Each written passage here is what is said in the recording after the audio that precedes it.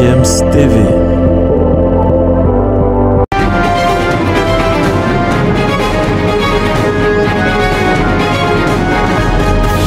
Bienvenue sur GFM TV, vous êtes sur Sport Matin de ce vendredi. On va parler essentiellement de la Coupe du Monde avec les 4 blessures qui s'accentuent donc du côté de l'équipe de France à quelques jours de la Coupe du Monde Qatar 2022. C'est Christophe Nkunku qui était victime d'un choc avec Eduardo Camavinga à l'entraînement et qui a déclaré forfait après les examens qui ont révélé une entorse au genou gauche.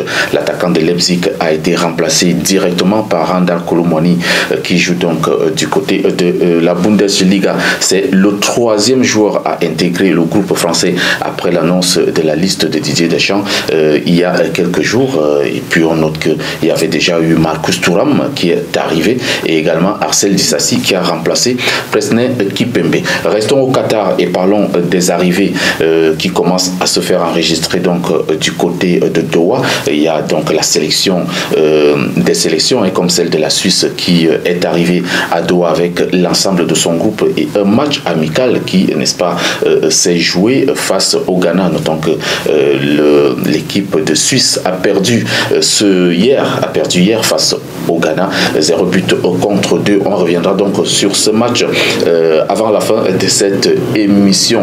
La Serbie est aussi déjà à Doha pour la suite de sa préparation avant son premier match de la compétition. C'est face au Brésil. L'équipe au complet a même réalisé sa première séance d'entraînement en terre qatari. Tout donc sur les Black Stars du Ghana qui sont déjà également à Doha et qui ont réalisé une très belle rencontre hier en amical en battant la Suisse 2-0. Les buts ont été marqués par Mohamed Saliou qui a donc ouvert le score à la 70e minute et c'est Antoine Semenyo qui a inscrit le 2e but des Black Stars du Ghana dans cette rencontre. Une victoire qui donne donc du moral à l'équipe de Otoado avant le début de la Coupe du Monde. Parlons du Brésil. Le Brésil et tout son groupe qui sont donc du côté de Turin en Italie. C'est là que la Seleção continue et peaufine sa préparation pour la Coupe du Monde avant de rallier le Qatar dans les prochains jours. Aucun match amical n'est prévu par le staff du Brésil pour éviter des risques de blessures. GFM's TV. Les Aiglons de Carthage de Tunisie sont déjà également à Doha. L'équipe de Tunisie a d'ailleurs battu en amical l'Iran 2-0. Une victoire qui permet aussi à Wabi Kasri et ses coéquipiers de garder le sourire et d'avoir, n'est-ce pas, un moral au beau fixe avant le premier match de la Coupe du Monde. Les Lions de l'Atlas, eux, sont aux Émirats Arabes Unis. Il faut noter que l'équipe du Maroc poursuit donc sa préparation de ce côté-là pour le Qatar 2022.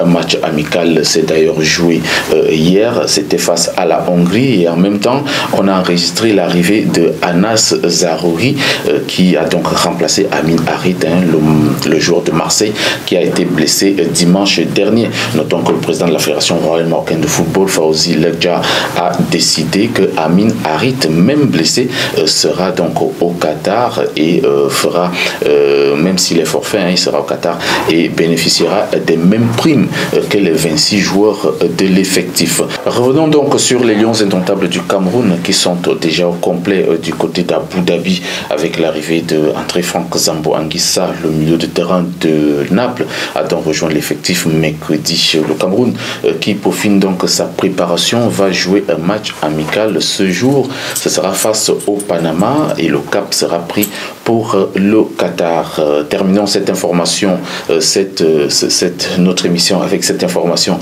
qui nous vient de l'Angleterre. Manchester United a décidé de retirer la photo géante de Cristiano Ronaldo du stade Old Trafford après sa critique vis-à-vis du club il y a quelques jours.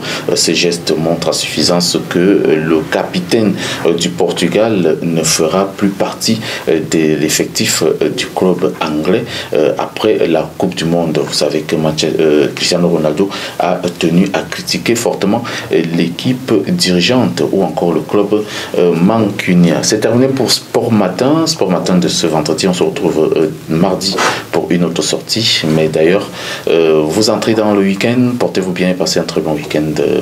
Très belles choses bien. bien de choses à vous et surtout restez scotchés sur DFM TV.